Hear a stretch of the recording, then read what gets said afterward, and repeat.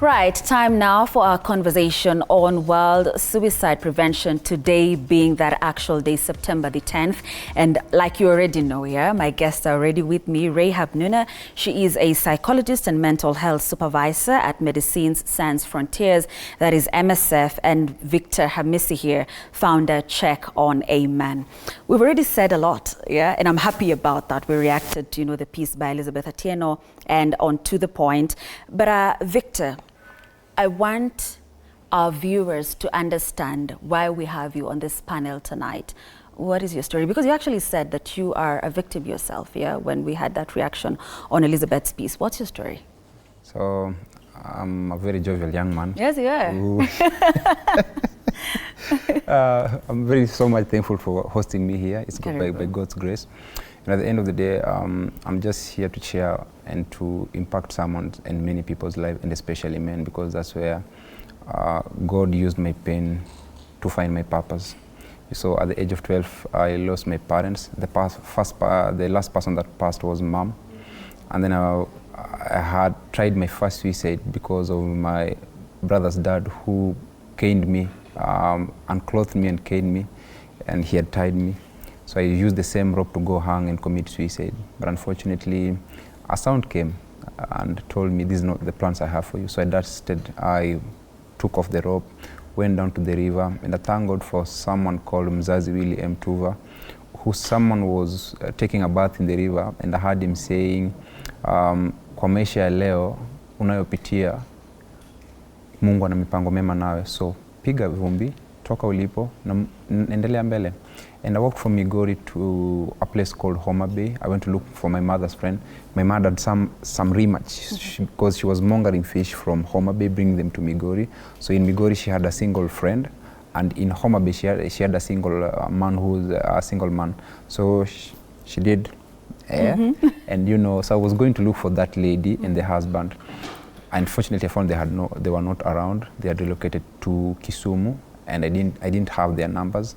So I walked from Homa Bay coming to Nairobi to Keroka, and then long story short, I came to Nairobi, went back again to Migori, and then when I came back the second time, I came to my uncle's place, and my uncle became the worst me of my life. He would drag and rape me for more than 3 months, and one day he came drunk and told me, "Nipe venye nipea." So I didn't know that this pain that I used to have was because of his actions. So I ran. Fortunately, the next day, the wife came to look for money upkeep, and I saw the door open, so I ran, and that's how my life in street started.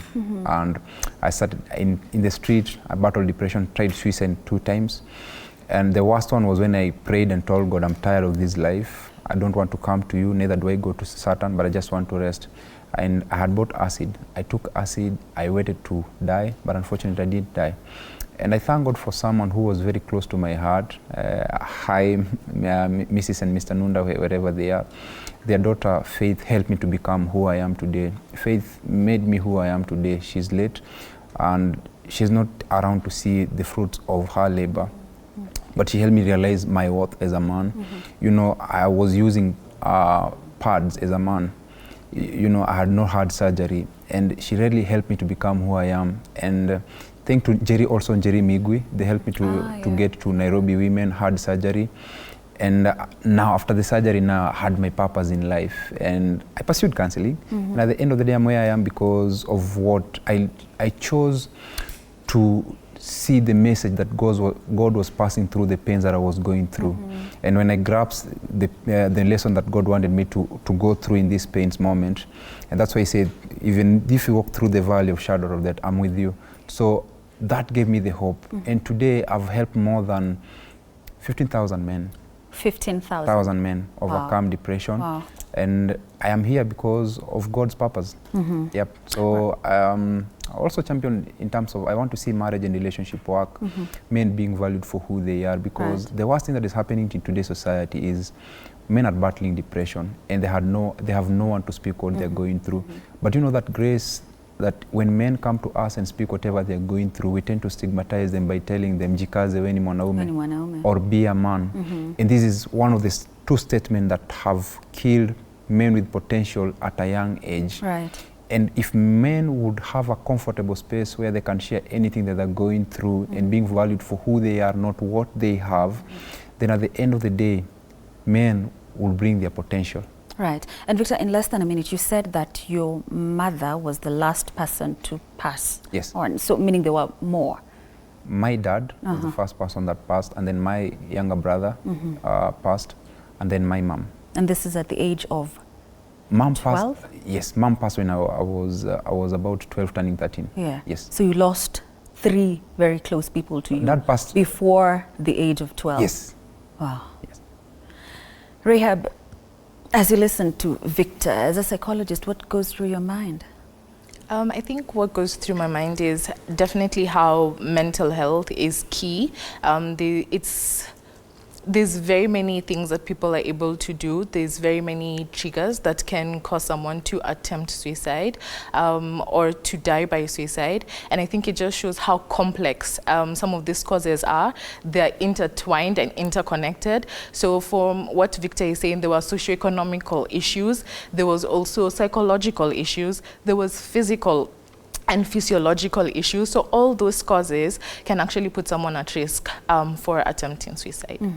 Right. And he's talking about, because like he said, you know, his foundation is Check on a Man, yeah? And he's talking about more men committing suicide or attempting suicide than women, which is true, even backed by the figures that we had on To The Point from WHO.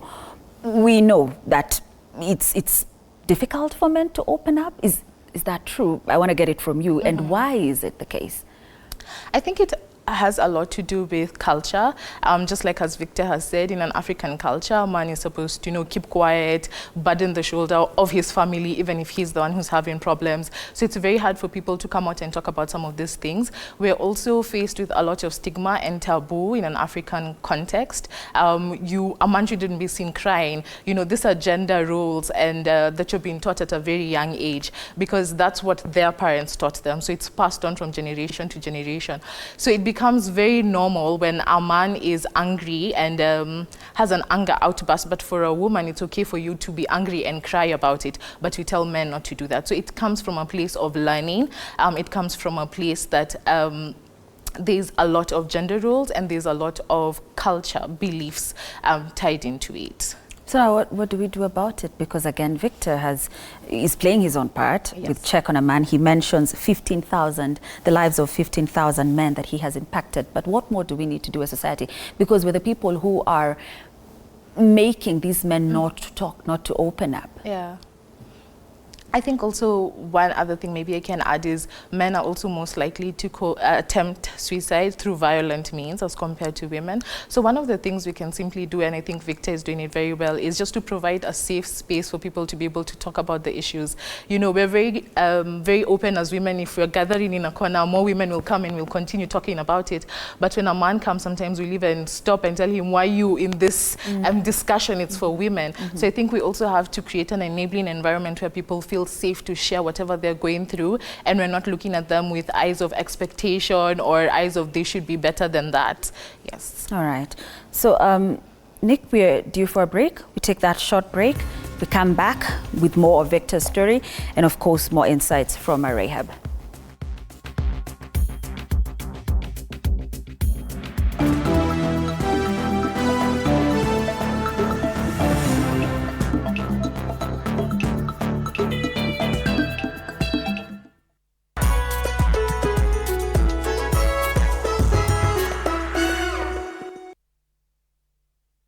The Mwai Kibaki Convention Center, the premier events venue. Our state-of-the-art facilities are designed to meet all your needs, from large-scale conferences to intimate meetings and everything in between. Located in the heart of Thika, the Mwai Kibaki Convention Center offers stunning views of the city skyline and is easily accessible from all major transportation hubs. Our facility features ample parking, free Wi-Fi, advanced audiovisual equipment, and our technical team is always on hand to ensure your event runs smoothly and seamlessly. Don't take our word for it. Make your next event unforgettable at the Mwai Kibaki Convention Center. Contact us today for bookings and reservations. Email multimedia@mku.ac.ke or call us on 0708 212204 or 0727 441733 or 0721 438 629 to learn more about our services and book your event.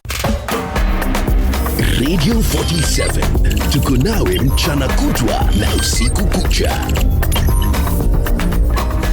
101.8 Garissa.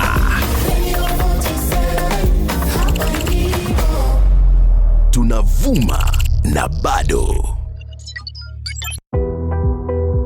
At the East Africa University, we understand that there are limitless possibilities for brilliant minds. Join us for our September intake for short courses, certificate courses, diploma courses, degree courses, and Master of Business Administration. For more information, you can contact us on 0722 545167. Email us on marketingdepartment@teau.ac.ke or visit our website at www.teau.co.ke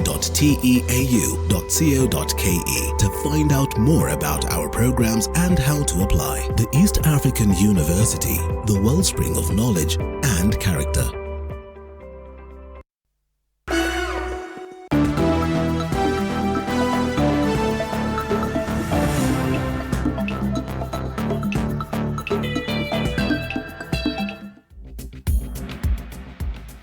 Right, thank you so much for staying with us. We continue with the conversation we've been having on World Suicide Prevention Day, which is today, with Rahab Nuna and Victor Hamisi. So, Victor, before we took the break, you told us, your story, and you mentioned something that your uncle did to you, when you were really young, and I want us to talk about that. And my thinking is you probably didn't even know what was happening. You didn't even know it was wrong of him to do that. Take us back to you as a child and your mind and what was happening then, and when now you came to the realization that what he was doing is wrong. Grace, many victims take advantage, especially for kids, and it's not about only me as a man, but even for the other genders, women, because of ignorance. Because they do not know what is happening. And to me, I remember one day I asked my uncle, I was having some pain in my safe space where, in terms of, and my analyst, and he told me maybe it's hemorrhoid. I didn't know what hemorrhoid was until I grew up and became a man. And one day, my granny was going through such pain and she had surgery. That's when I Googled and what hemorrhoid was. Many victims go through many pains because they don't know whatever is happening. And the worst thing is that you don't have the power to question the perpetrator who is doing whatever is doing to you. And it's because of finances, or they offer shelter. Like me, I was being offered shelter. I was being promised to be taken back to school. And I had no authority or no power to question what was going through. And even if I had, who would I talk to? Especially as a man. Who would I tell that this happened? Because for the women, if the case of being raped happens, it's taken quickly. But for a man, you'd be like, how? When? Can this happen? In the context of African men, especially, and it is a high time we see people or men as any other human being, And by the time I got help, had I not even got help from the late Faith, who gave me the safe space to open up and value me for who I am, where I am today, even if to get surgery, and even for Njeri Migwi for what she's doing out there, I'll tell you, I kid you not, I would even end up becoming the other society that you and I think of, So it is, in that space, one of the worst things that I lost was trust in myself and worth in myself. I struggled to value who I am. I was used to pain. I was used to rejection. But the worst thing I did to myself was I never saw any worth in myself. There's a quote in the Bible, there's a verse in the Bible where they say, does anything good come from Jerusalem? And I used to ask myself, can anything good come from me, Victor? I'm being called the name Victor, but I don't know the meaning. Can anything good come from me? In growing also, I've seen people reject who I am.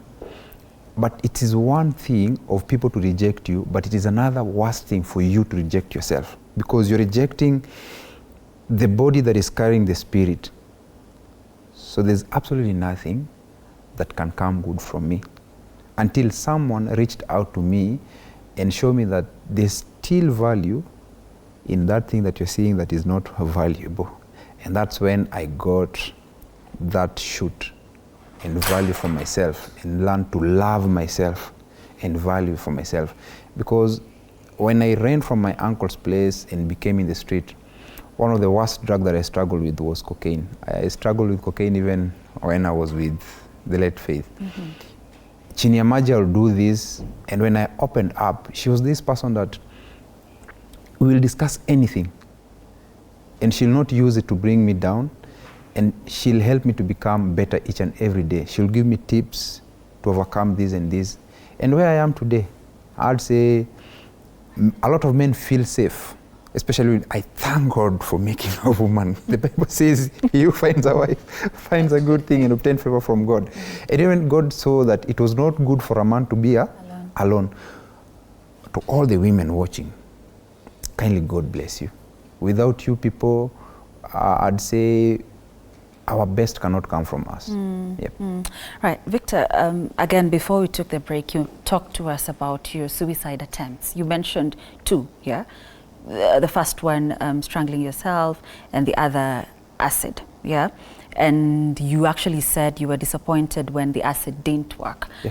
I want us to go back to those emotions, to that day, if you can, you know, just go back to it and talk more on your emotions when it didn't work, when, we thank God it didn't work, by the way, but when you woke up or whatever happened and you realized you're still alive, you're still around. The glory goes back to God. There's no one else that you can give the glory to. Because when he says in Jeremiah, for I, the Lord God, knows the plans I have for you, it is him who knows the plans. In life, we cannot go against what God has planned. No matter how you veer or you try to run to, just like Jonah, I tried to run my life by taking acid. I tried to run my life by crossing Thika Road. A guy stepped on emergency brake and gave me 3,000. I tried to... So it was more than 2 attempts? I tried suicide 6 times. No. Yes, 6 times. The last one is when I crossed Thika Road and a guy put on emergency brake and removed 3,000. I can still remember that man in Sheng. He said, now I had finished school. And that guy told me, Fala, shika 3,000. Mewenda ukule, labda ninja inakuwa. And you know, that is exactly money I needed for my rent and food and refill my gas. And in terms of victims who battle mental issues, for myself, is wishing to speak to someone, wishing to tell someone that this is what I'm going through. And especially as a man, most men wish they had someone to share whatever they're going through.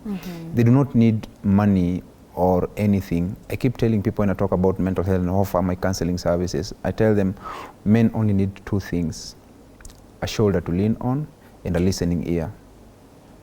And with those 2 things, even for her, she'll agree with me, that men will get the sigh they are looking for, because that's what gives you the hope to see the next day. It's not about the monetary. When you get the peace from the mind to the heart to your life, you'll get the strength to see the next day. And for me, all of these things I did not get from anyone. I struggle with my own self. I struggle with drugs. I struggle with glue, until to a point whereby there's a family that took me in, Mrs. and Mr. Baraza, helped me to school myself, go to Form 2. The husband lost his job. They were unable to take me back to school. I had to fend for myself now and finished high school and to the course that I took. But till that, even though I was dealing with these people, I was unable to open up to them and tell them what I was going through because of how sometimes the reaction I thought they would take.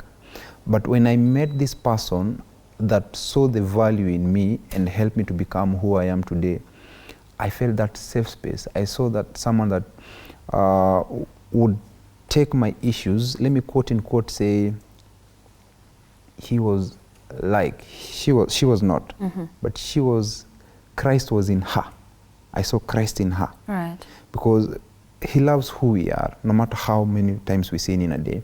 And for her, she saw me who I am, and she saw my fault, but she chose not to see the weaknesses, but to see the values, the importance of me. And that's what she helped to groom to overcome the bad things. Right, right. Okay, Rahab, I want to give you a two-tier because I want to know who is at risk of committing or attempting suicide, and then for the society, for that person who, you know, does not want to commit suicide, what are the warning signs? What can they see in a person and tell you know, they're about to do it?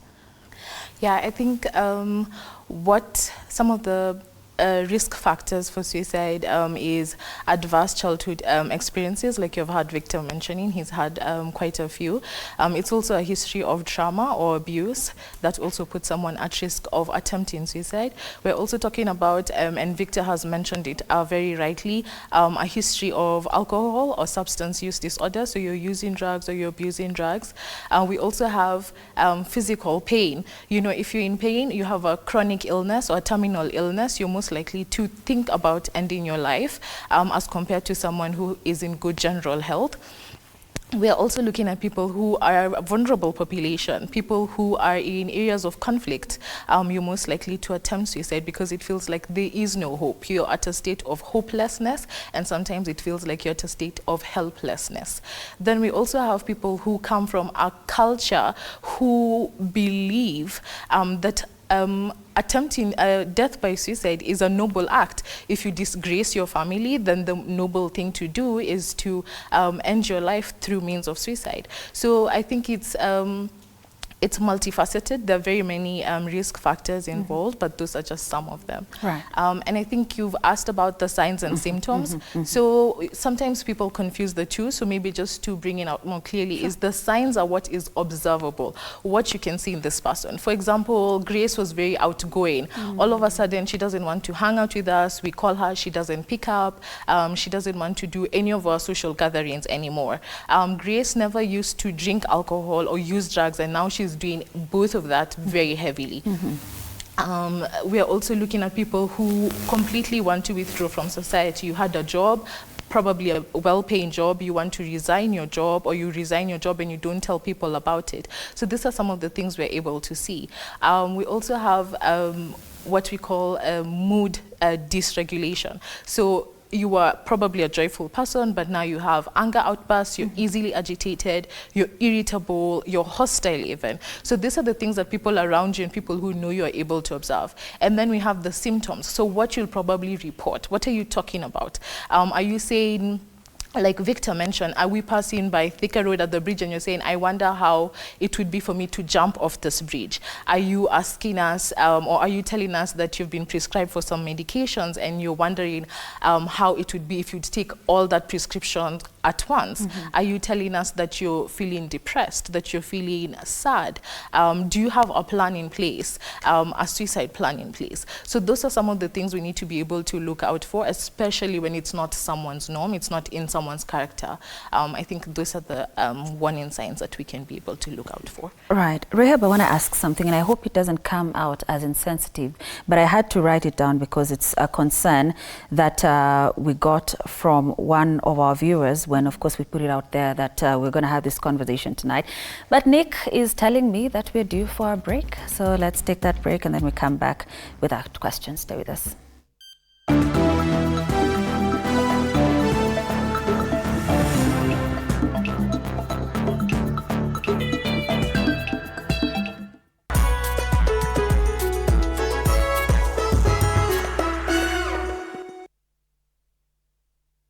Kihoro Gitao, and I stay in Kahawa Skari. Nauza lights, mataa, vitu za solar and all that. I have a page on Instagram, TikTok and Facebook. We call ourselves Eco Lights. It was on a Saturday evening, nikakoliwa. Baadaye nikaambiwa nimeshinda 700,000 guaranteed bonus ya lotto. And I was very happy, extremely happy. Hata sikuwa naamini. At least najua saa naweza ongeza stock yangu ya hizo ma lights. I can also get a physical location, niache kufanya tu online. Lotto is real. Lotto is real. Mtu asiwahi kudanganya ati hii kitu haikuangi ukweli. Because mimi mwenyewe I didn't expect kushinda 700,000. Over 18s only. Gaming can be addictive. Play responsibly. This message has been approved by the BCLB. Need an extra hand? Professional chefs will tell you that a damp dish towel under your mixing bowl will keep it from slipping and sliding on your counter as you mix. This tip works well with a cutting board too.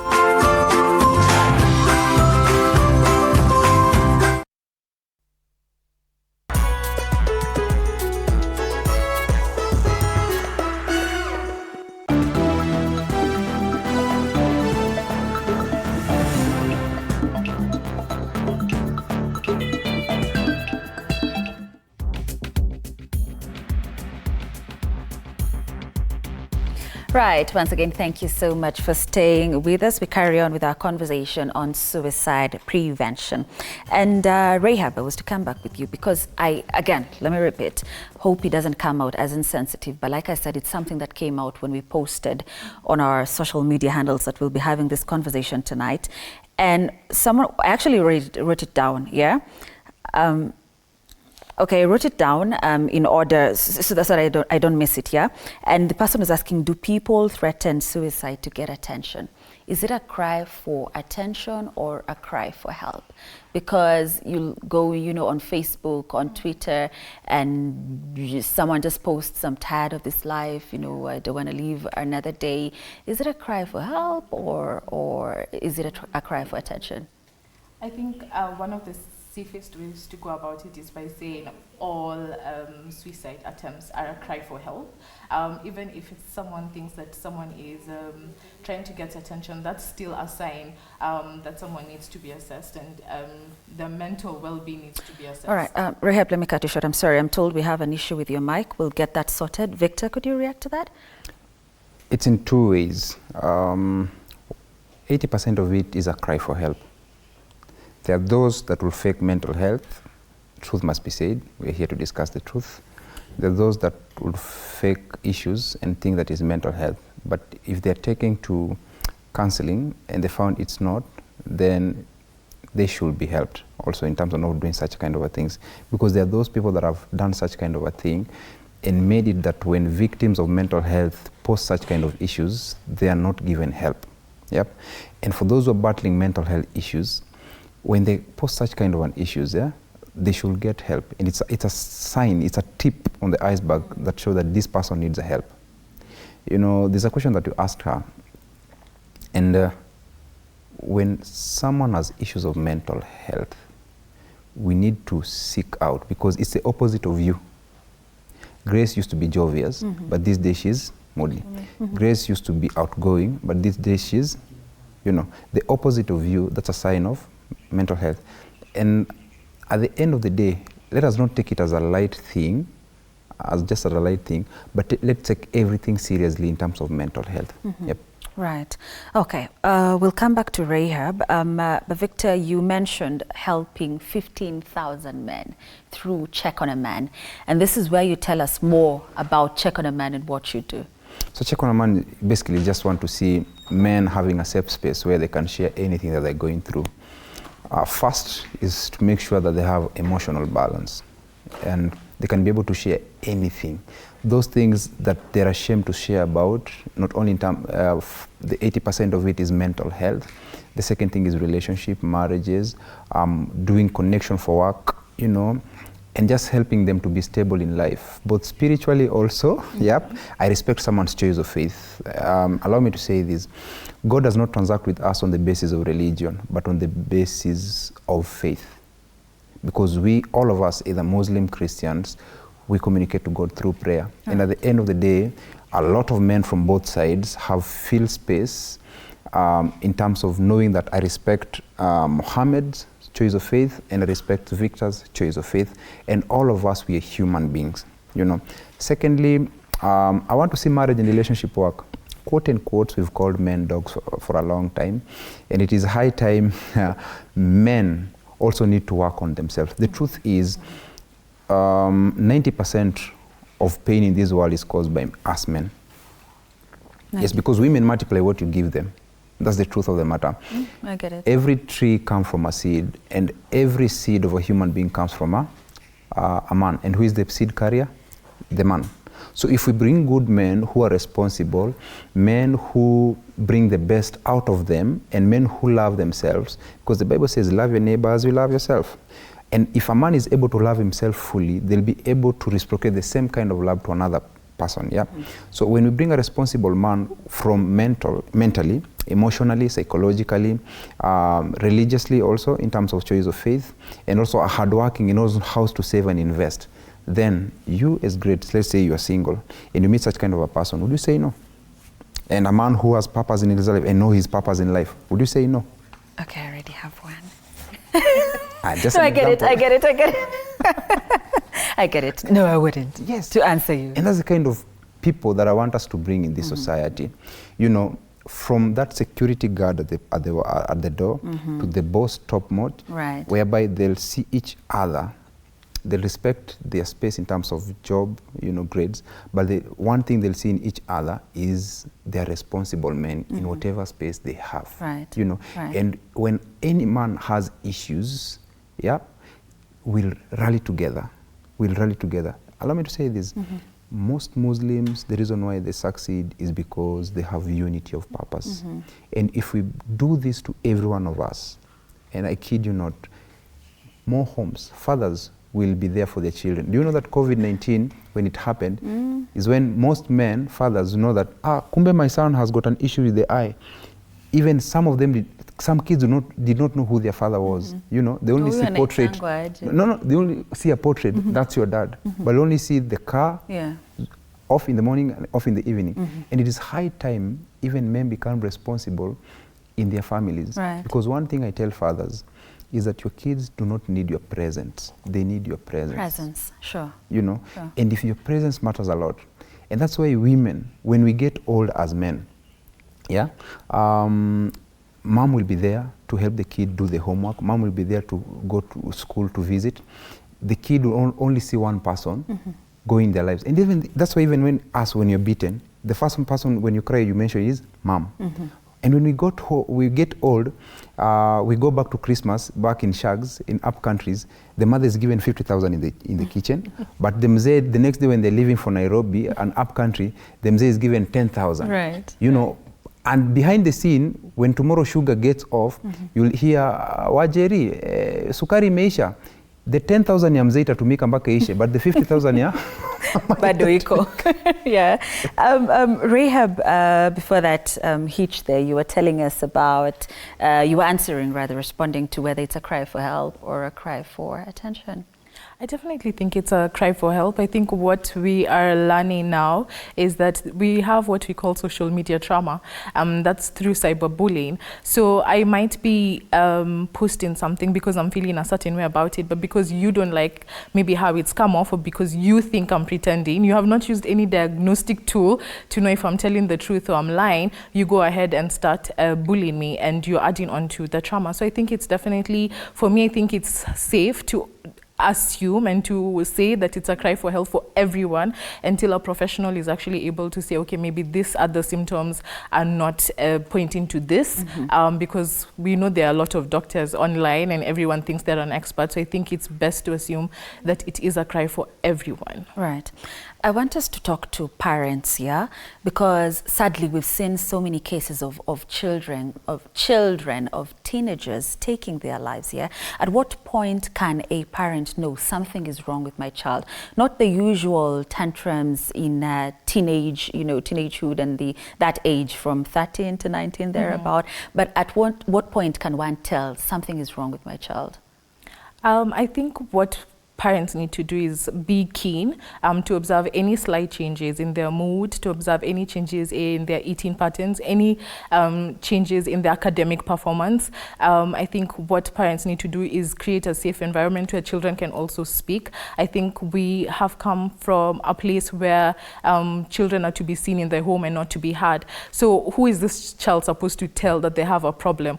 Who is this child supposed to express to that probably they're being bullied at school? school or they're being sexually assaulted. So I think we have to be able to create a safe environment for the children to be able to talk.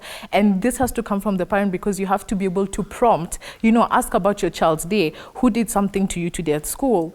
How did you react? Because we also see that children are victims, but amongst children, we also have those who are perpetrators of bullying. So I think it's very important that parents are able to see any slight changes in their children, and not only parents, but teachers as well. So I think we need to be able to build the capacity of teachers, parents, and those who come into contact with our children. Mm-hmm. Right. Rahab, I know you're here as a psychologist, not a parenting expert, but I want to engage you on that line, yeah, because there's a very thin balance, according to me, because usually from my research or what I know or what I've seen is that most of these children start by not eating, not wanting to go to school. Mm-hmm. And you can imagine as a parent, you've paid school fees. Yes. For the entire term, and this person does not want to go to school, yeah? So there's that bit of wanting to be hard on them and ensuring they go back to school. So the question would be, how do you balance the two? Because you want to be firm as a parent and ensure this person goes to school and becomes someone, successful in future. But perhaps there's a problem. Perhaps there's a reason why they don't want to go back to school. Yes. Yeah, I think it's very important for parents to know that you need to be able to now give a listening ear first before there's any repercussions, and be able to explain that to the child. You need to be able to assure them of their safety as they're telling you whatever they're telling you. Because like in Victor's case, and like in most cases that we see of abuse, it's usually it's not by a stranger, it's by persons known to that child. Mm-hmm. So this child needs to be able to know that if I tell my mom this, or if I tell my dad this, they'll believe me and not doubt that I am lying, because this is probably my dad's brother or my mom's brother. So they need to be able to find that there's a place that there's trust in the home, and it's a safe environment for them to be able to speak about it. Mm-hmm. And you'll find that in most cases in children, what we also do for them is other than just talking, a child can tell you what you need to hear, or they're not able to articulate themselves clearly. For children, sometimes what we're able to do is offer play therapy or art therapy. Tell me what happened in your day through a picture, and they're able to draw that, and you're able to have conversations based on what they're drawing. If you probably ask them, how was your day? They'll probably say, it was good, nothing much happened, or I just don't want to go to school. But you need to find out the reason why. So I think being able to employ creative means to talk to children at their level is very important. Right. Can I add something on that? Sure. Let's not put blame games on these. And as parents, because I'm also a parent, we need to balance time for work, time for family, time for your individual child, and time for your collective children. A lot of our children are battling mental health and even go to the rate of rape because we have allowed work to be our demigods as parents. And when things happen to our kids, we start saying, see, I provide for you. You think that all they need is shelter, food, education. But you need to balance this 3 times I said so that you bond with your kids. You remember the story before I finished, I say about COVID-19. Time for your kids is when you spend time with your individual. Let's say you have 5 kids. Each and every kid, you have their own time. Allow me to say this, let's stop dictatorship. It's all gone in the days, whereby when Mzee gets into the house, everybody flips the TV, the TV switched off, and everybody rushed to the bedroom. Time for sleep, it has not gone a time to sleep, and everybody has to be on the sleep mode. So the first friend of your children or your child should be you, the parent. When I was coming here, there's a friend of mine called Zach. He was telling me a very smart story, and I was like, Zach. So he tells me that his son called him dad when he was in grade 4. But all this other while, he'll call him Zach because he knew him as a big brother. He bonded with his son. That's how close they were. They are, that they will share anything. Anything. And I tell this to parents. Ask your kids this two simple questions. Who their role model is. Grace, if your child names someone else, you have a lot of work to do as a parent. But if your child names you as their role model, then you're good to go. 2, ask them what character do they dislike in you or hate in you as a parent. And that's the disconnect between you and your children. When you work on that and become a better parent, that the first person they run to, they can share anything. It can be positive or negative to you as a parent. Then even your kids, even when they grow old in their marriages, they know that the first person they usually run to is who? Mom and dad.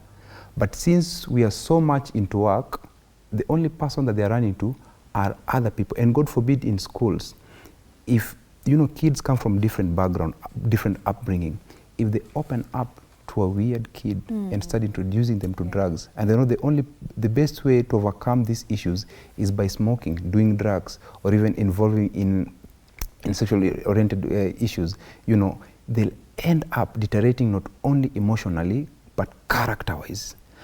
And that's when you hear mtoto na nini mwizi, and parents like, mtoto wangu si mwizi, my kid is not a thief. But they are trying.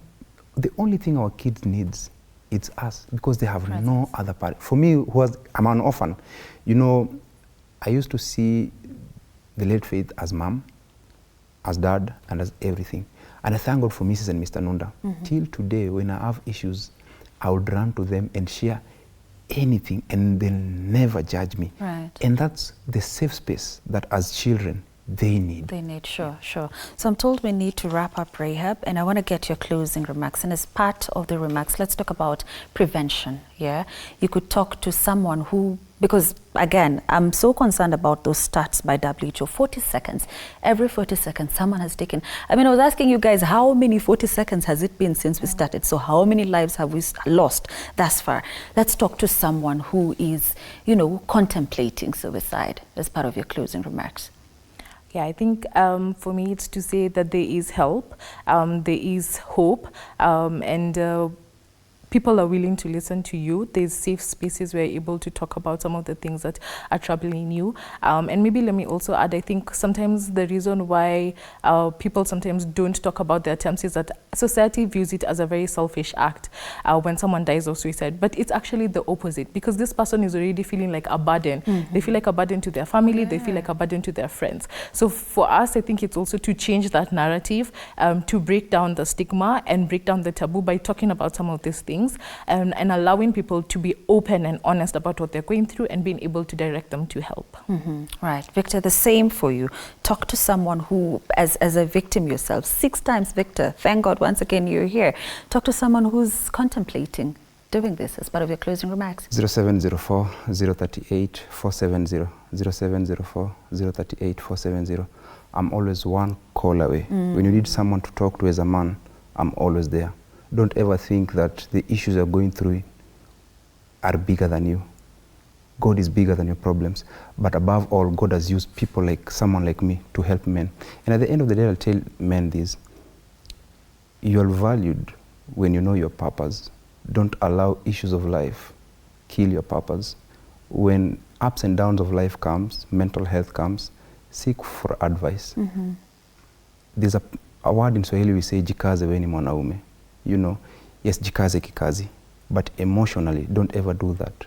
Call me, go seek for help from people like her and I, and always know that there are people who have safe space for people like you who are going through issues. And lastly, I'll say this, it's okay not to be okay, but it's not okay for you as a man to keep quiet and die silently. Sure. Number 2, men need to know that they need to embrace talking as a therapy. And if you ever find schoolgirl very attractive, please buy your wife school uniform. Okay. Sawa sawa, wamekusikia. Thank you. That's a great place to end it. Thank you so much. Victor Hamisi, founder Check on a Man. Thank you so much for your time and contribution. And of course, Rahab Nuna, psychologist and mental health supervisor at Medicine Sans Frontiers, MSF. Thank you so much for your time and contribution. And thank you for watching and your feedback, which unfortunately we don't have the time to sample it, but I appreciate it. I always do. Thank you to the entire crew that made this production a success. My name is Grace Kuriakanja. Do have a lovely night.